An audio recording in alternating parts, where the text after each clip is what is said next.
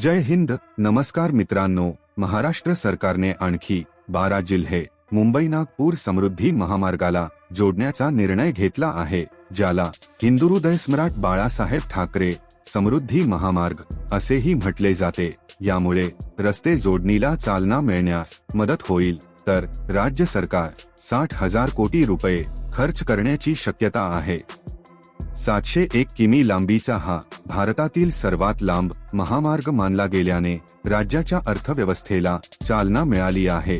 सध्या या महामार्गाने नागपूर, वर्धा, अमरावती, वाशिम, बुलडाणा, जालना, छत्रपती संभाजीनगर, नाशिक आणि अहमदनगर जोडले गेले आहे. आता महाराष्ट्र राज्य रस्ते विकास महामंडळाने विदर्भातील आणखी 12 जिल्हे विस्तार योजनेत जोडण्याचा निर्णय घेतला आहे. विस्तारासाठी विदर्भातील भूसंपादन एप्रिलपासून सुरू होण्याची शक्यता आहे.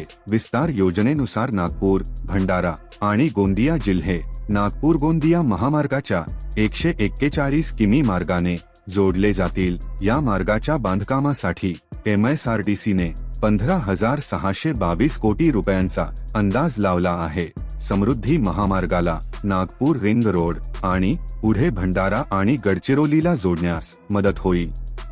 विस्तारीकरण योजनेनुसार भंडारा गोंदिया महामार्ग भंडारा, गोंदिया आणि गडचिरोली जिल्ह्यांना जोडणार आहे. हा भाग 142 किमी लांबीचा असेल आणि पुढे नागपूर गोंदिया महामार्ग आणि दुर्ग हैदराबाद महामार्गाला जोडला जाईल. यासाठी 370 कोटी रुपये खर्च अपेक्षित आहे.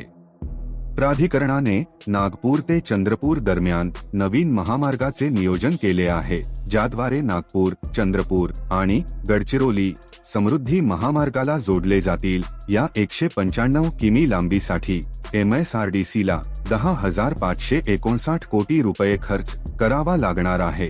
हे सिंधी ड्राय पोर्ट इंटरचेंजला समृद्धी एक्सप्रेसवे आणि सूरजगड खाण कॉरिडॉर आणि पुढे दुर्ग हैदराबाद महामार्गाला जोडण्यास मदत करेल.